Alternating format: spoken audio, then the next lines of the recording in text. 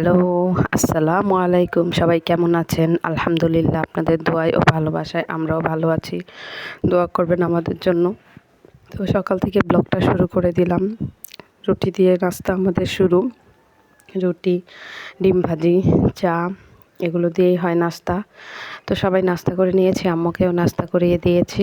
আম্মা সবসময় রুটি দিয়ে, দুধ দিয়ে অথবা চা দিয়ে খেয়ে থাকে। আর এর মধ্যেই একটু রেস্ট নিয়ে দুপুরে রান্নার আয়োজন করে চলে আসলাম। রান্নায় ছিল আজকে রুই মাছ দিয়ে পেঁপে দিয়ে ঝোল, আর ছিল ভাজি একটা। তো আমি অ্যাজ ইউজুয়াল সবসময় তরকারির শেষে বলক আসার পরে, ঝোল দেওয়ার পর বলক আসার পরে মাছ দিয়ে কাঁচামরিচ দিয়ে থাকি, সেভাবেই রান্না করেছি। আর ভাজিতেও আমি শেষে মানে কিছুটা হওয়ার পরে পেঁয়াজ দিয়ে থাকি, সেভাবেই রান্না করেছি। এভাবে ভাজি খেতে আমার কাছে ভালো লাগে, আপনারাও ট্রাই করে দেখবেন, অনেক মজা হয়।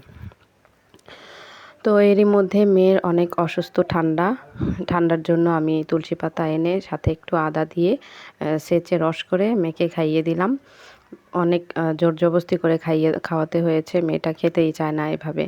তো খুব কাশির জন্য খুব কষ্ট হচ্ছে, ঠান্ডা লেগে আছে। তো আমাকেও দেখতে ভালো লাগছে না, আমারও খারাপ লাগছে দেখে। তো কষ্ট হলেও আমি একটু চেষ্টা করে খাওয়ার মানে জোর জবরদস্তি করে খাইয়ে দিলাম। বেশি হয়নি, অল্পই হয়েছিল, তো অতটুকুই খাইয়ে দিয়েছি।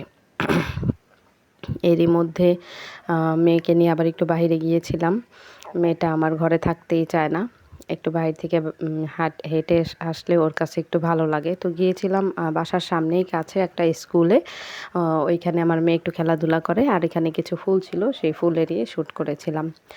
এর মধ্যে আব্বু বাসায় চলে আসছে আম্মুর জন্য ফল নিয়ে। আম্মু অসুস্থ আজকে ৩-৪ বছর যাবৎ আম্মু পুরোপুরি বিছানাতে।